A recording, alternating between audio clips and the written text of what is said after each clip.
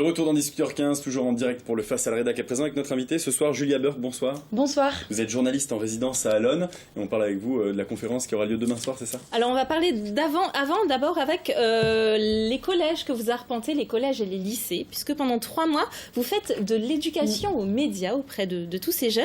Alors c'est une demande qui vous a été faite de la DRAC après les attentats de Charlie, c'est bien ça? Alors en fait, donc après les attentats de Charlie contre la rédaction de Charlie Hebdo en janvier 2015, il y a eu une volonté, on va dire, du ministère de la Culture et de l'Information et de l'État français aussi, de reconnecter, on va dire, les jeunes et l'information de manière générale.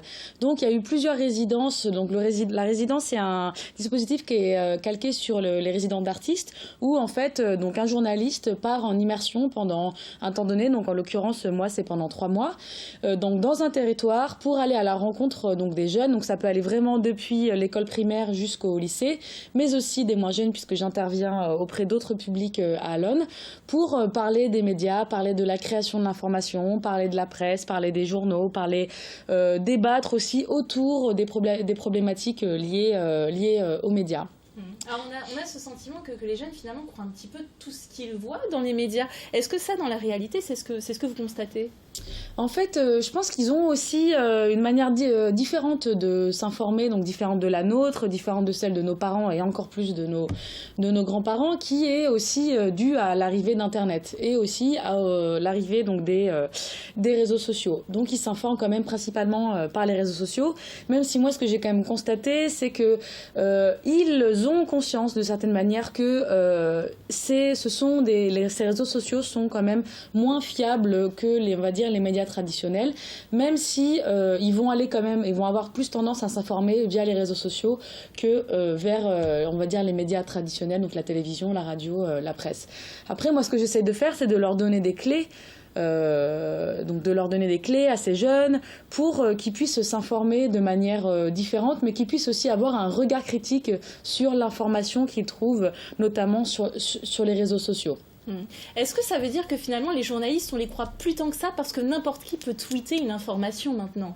En fait, je vais faire un petit parallèle. Donc ce matin, j'ai été invitée aux assises du journalisme à Tours, et donc justement pour parler du dispositif des journalistes en résidence. L'animateur à un moment, il citait un sondage, il disait que donc c'était 76%, je crois, des Français n'avaient pas confiance dans les médias, et les journalistes se trouvaient au même point que les partis politiques. Donc vous voyez, il y a, c'est vrai, une défiance qui est, on va dire, un peu générale aussi, donc qui est chez les jeunes, mais aussi évidemment chez les adultes. C'est pas qu'on va pas croire les journalistes, c'est pas ça, mais ils vont penser qu'il y a des intentions derrière, avec des intentions dans la diffusion de l'information, et aussi une espèce de remise en question, on va dire, de la manière dont l'information est diffusée, parce qu'en fait, tout simplement, ils ne comprennent pas comment les journalistes travaillent. C'est ça vraiment, moi j'ai remarqué, les questions qu'ils me posent, c'est beaucoup sur mon métier, sur ma manière de travailler, sur comment je fais quand je suis sur le terrain, quelles questions je pose aux gens, qu'est-ce qui se passe quand les gens veulent pas me répondre, et comment je trouve des sujets, et beaucoup sur comment l'information se crée en fait. Ils ont aucune idée du métier finalement, de ce que ça peut être?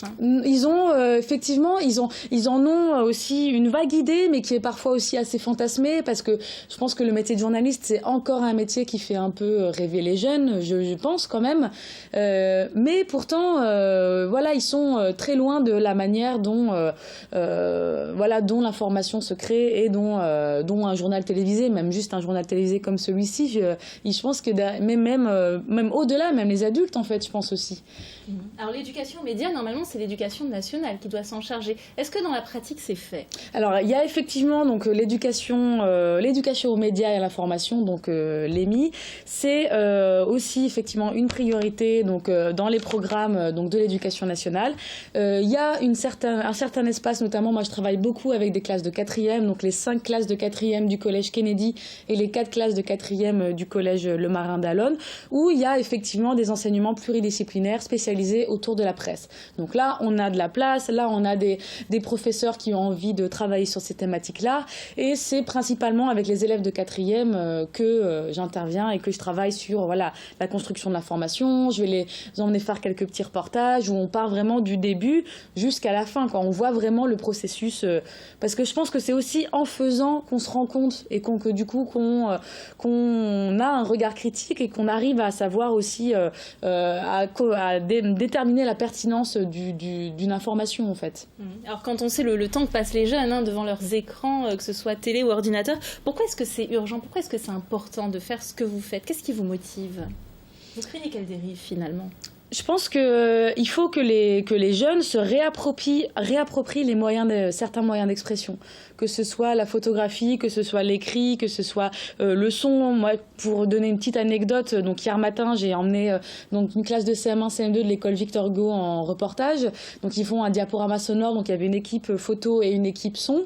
Ils sont allés sur le marché d'Alonne faire un reportage sur leurs camarades de classe qui récitaient des poèmes pendant la semaine de la poésie. Donc un super reportage, vraiment, où je leur ai mis un casque sur les oreilles avec un enregistreur.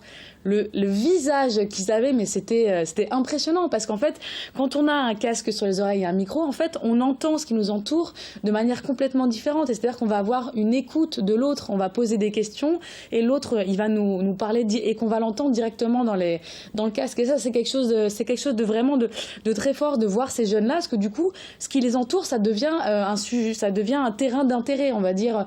C'est aussi ça, en fait, le journalisme, c'est aussi pousser les jeunes à être plus curieux, à aller rencontrer l'autre, à leur poser des questions, à s'intéresser à l'autre. Et je pense que les réseaux sociaux aussi, ça, effectivement, ils s'intéressent aux autres, mais on va dire tout seul devant leur écran, alors que là, on les fait sortir, on les fait rencontrer des gens, notamment avec les 4e aussi de Kennedy, on travaille sur la thématique migrants et migration. Une autre vision. Voilà. Avant de nous quitter, un petit mot sur l'événement que vous organisez le 19 avril à la médiathèque d'Alonne. Oui, c'est ça. Donc c'est le 19 avril à la médiathèque d'Alonne à 20h. Donc c'est ouvert à tout le monde. On incite vraiment les parents à venir avec leurs enfants, à venir accompagner. C'est un événement qui est organisé avec le service jeunesse de la ville d'Alonne, qui est extrêmement dynamique aussi de ce côté-là, et la médiathèque d'Alonne. Donc voilà, c'est en partenaire.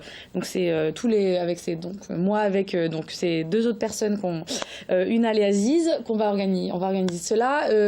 Ça va prendre la forme vraiment d'un événement un peu ludique, un peu sur la mode du débat, de discussion, où on va questionner certaines infos qui sont vraies, d'autres qui sont fausses, et comment peut-on voir si elles sont vraies ou fausses. Voilà. Démêler le vrai du faux. Vous retrouverez également demain soir, le jeudi soir.